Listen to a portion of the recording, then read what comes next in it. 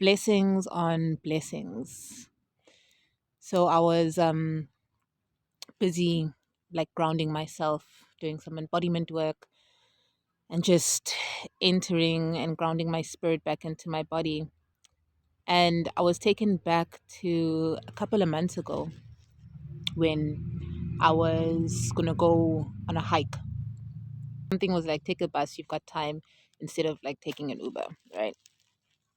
So I took a bus, and then I see this mother and child, like short, petite woman and young boy, probably about like 7, 8. No more than like 7, 8, around that age. And he's cursing at her. He's like, if you, the beep, beep, beep, if you, just cursing at her. And then she's just like, I told you to say sorry to your teacher. And he's just like, F you. And just, it was a continuation. And I just felt the tension. And I was just like, oh my God, the fact that this child even knows this language in the first place, number one. The fact that he is saying it with such intensity of a replication. He is saying something that he's heard and seen being done to her too. And three, the fact that he could say those things between 7 and 8 to his mom. And then to add the fact that freely he did that in public, like it was okay. So clearly, this child has seen this behavior modeled, and it is normal in the home, and it is normal in public when they go out, because clearly, maybe someone towards her has been like that, or she has been like that towards someone, and it's just repeat, rinse, wash, rinse, repeat sort of thing, right? And then she's just like, she keeps quiet, and I can see the buildup. Like, I'm just feeling this tension. I'm just like, surely someone's got to speak up. This can't be like normal, right? And then what happens next? Oh, then she's like, I'm going to call your dad. Then he starts keeping quiet. So clearly, there's a strained relationship. From what I realized, is that the dad is not present in their home, so they separated. And she's like, I'm going to call your dad. And then he keeps quiet. He's like, no, no, no. So clearly, he fears his dad.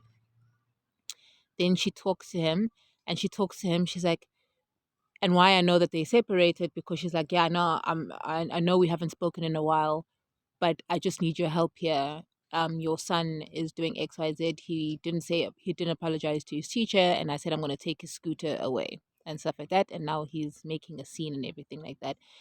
But she's talking to him, and the son is hearing her, and she's talking to him like the son is like an adult. Do you understand? Like, this is a 7 or 8 year old boy. Anyways, the boy speaks to the dad, and he's like a little bit calmer and stuff like that. He's like, yes, dad. No. Yes, but no, kind of thing. So something in me is like, just speak to this woman. And I speak to her, and we engage. And eventually I just go, do you mind me speaking? I don't know what gave me the courage. Like, what was I thinking? I was like, can I please speak to your son? And she's like, please, thank you. And I was just like, you just seem hella stressed, like hella stressed. And then she goes off, and I speak to him, and I've learned that when you're speaking to kids, you go down to their level. You meet them where they are, so that they can understand that there's not a towering moment. It's not a moment where they have to brace themselves, right? It's a safe environment. Just go down to their level. So I sat down with him on the bench, and I was like, do you do you feel speaking to mommy like that is right? Do you feel that that was kind? And he's like, no. And I was just like, we need to be very mindful of how kind we are to each other, you know, because it doesn't help to be unkind when you are frustrated, but to be as kind as you possibly can. And then what connected me, somehow I was like, do you want to sing? I don't know where I was getting all of this from. And he's like, yes, he wants to sing. So then I start like slowly like humming, and I was like, okay, let's sing together. Let's like make a tune and stuff like that. And the end of it was that he was just like, he's shy. He's shy and he's scared to sing. And I've seen this typically because this is what I've grown up with. You get you get shy to use your voice because your voice gets suppressed. It's not allowed. So then what happens is you become louder, you become an angry version of you. So this is where this message, you're going to pick up a lot of things from this message and just take what resonates always. But what came through strongly was how to understand that sadness or anger is suppressed sadness. So in kids, the same thing. It's an emotion.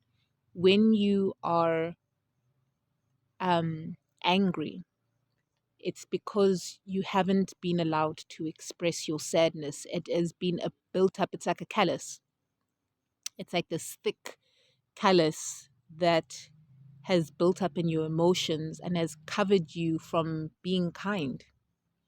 So you can't see like the original placement of your hands without the callus because there's this thick lump of extra skin, this thick skin that you've had to develop now because you've had to brace yourself and protect yourself from the people who have loved you, from the people who were here to help you nurture your gift, yet they suppressed it.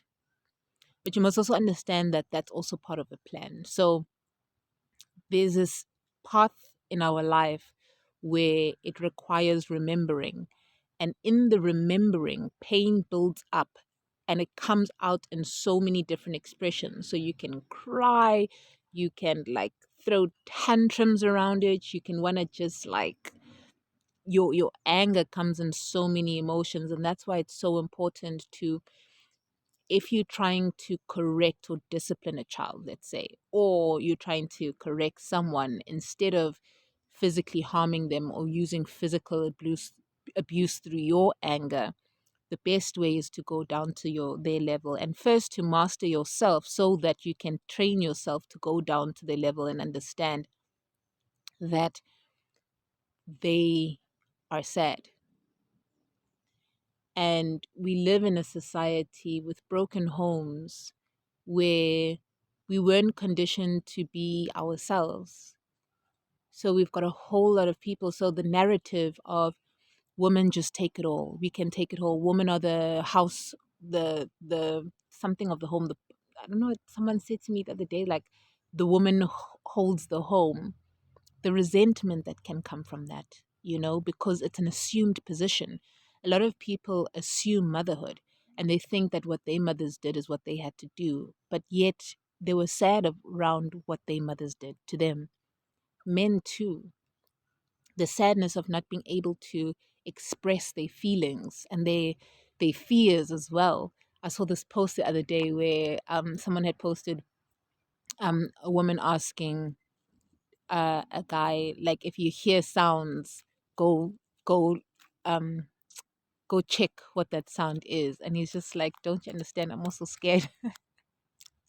So there are this sort of conversation speaks to the assumed roles that we have in any type of relationship, whether it's a friendship, whether it's romance, whether it is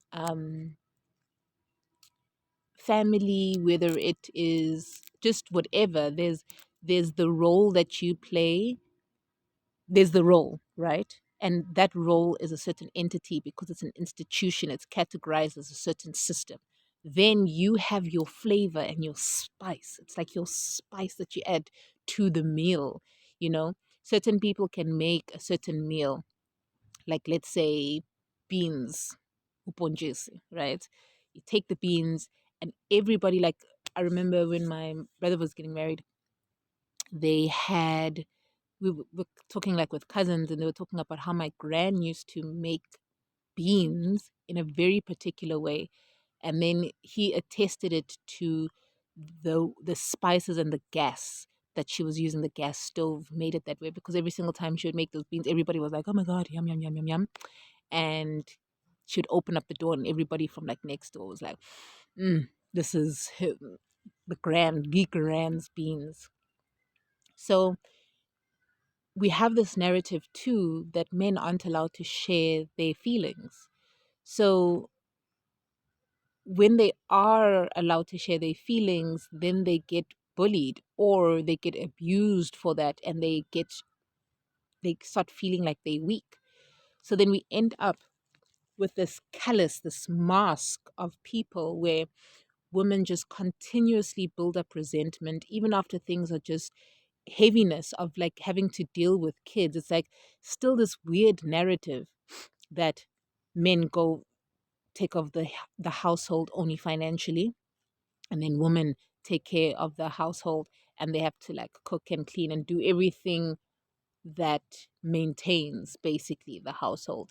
And I think if we don't as a society talk about in relationship, what was your assumed role? How did you see your parent doing a certain thing? How did your parent react to stress? And then how do you react? What was your interpretation of that? And then taking from that role, what do you want the role to be? Because if you're just going to assume a position, it's very dangerous if you are in relationship and you are not in agreement. Because if you are not in agreement with another, it's because you are not in agreement with you. And the agreement of oneness is head, heart coherency in body through safety. Okay, head, heart coherency through embodiment and safety, feeling safe. So you must ask yourself, do you feel safe to bear your your fears, whether it's to your partner or to your friend, to your family members? Do you feel safe enough? Is it a safe space for you to not be diminished of your feelings? Because just because, like, let's say I hurt you, right? And it's because I assumed a position as an older person in your presence, and I told you what to do because I assumed that's what you're supposed to do, and I didn't question it, even though I created a family to not experience that, but yet I'm still regurgitating that because I haven't healed from that. If we aren't allowing space to have effective communication and understanding of where another is coming from because of this assumed relationship, if you can't go beyond the role of the title, then we have a problem. Then we really, really have a problem in this world. That if we can't move past the titles that we've been given and designated, because the thing is, if you are, let's say, a father, you perhaps a grandfather, you play that role, you play perhaps a boss, or perhaps you play the role of assistant to a boss. Then you are also a potential uncle, then you are also a potential father, and so forth and so forth. So beyond the role, you have to start questioning. We have to, in order for the world to change, we have to change by starting to ask questions and not to be fearful of asking the questions. Like, okay, yes, I'm in this position, but beyond that, who am I? Because, like Kirk Franklin said, we're all actors on a stage, you know? There's so many different characters that I get to play in my life, and I just absolutely love it because then I'm allowed to express the different facets of me. But when you assume that I'm only going to be one thing, you are actually suppressing me. So then when I want to express myself and you feel some type of way about it, then that will come into anger. And the anger, if not self mastered, comes into abuse. So let us support each other better by first mastering self, second, by not assuming roles and repurposing relationships.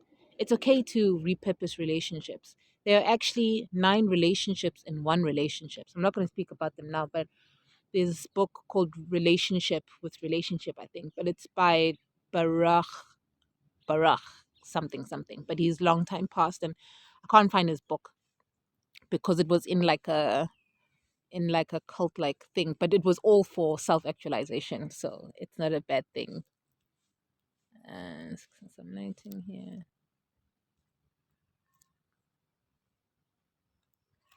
So let's just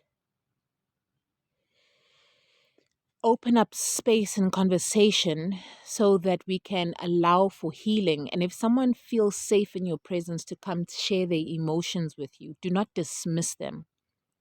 Validate them by listening. You don't have to, like, I think there's this an assumed thing that when we speaking, sharing our feelings, we have to go, no, it's going to be better. You're going to get through this. You're going to be strong. We don't want to hear that. If there's one thing we don't want to hear and we're not actually speaking about as a society, I don't want you to tell me that I'm strong. I know that I'm strong. I know that I'm resilient. You know, I need you to listen. Listen. That's what we're missing in this world. We we listen to speak. We don't listen to hear. And when we in conversation, we only listen so that we can validate what we're going through to be able to open up that space so that we can be like, yeah, that's also happened to me. You know how exhausting it is being around people who can't listen, who just want to be heard because they didn't have the capacity or they didn't want to be able to share their truth because they thought they needed to dictate over you or whatever is the case. Learn to listen. Listen to understand versus listen to be heard. If you feel that person is not listening, is not a safe space for you to be heard, then go find that therapy. Go find those people who are able to just come to your level and just to hear you speak. Because speaking the suppressed emotion is healing. Okay. Once again, if you are looking for that spiritual revival within yourself, that rebirth, and you want more clarification, and you're looking at the how do I make this happen? How do I heal myself? That's the work that I do with psychotherapy, psychosomatic therapy, just helping you heal the trauma in your body through breath, through movement, okay? Through movement, through sound, through touch, through listening, okay? Hello. Just through listening, okay? Let's learn to listen to each other. And if the person can't listen to you, then find the right people who can. Okay. Sending love.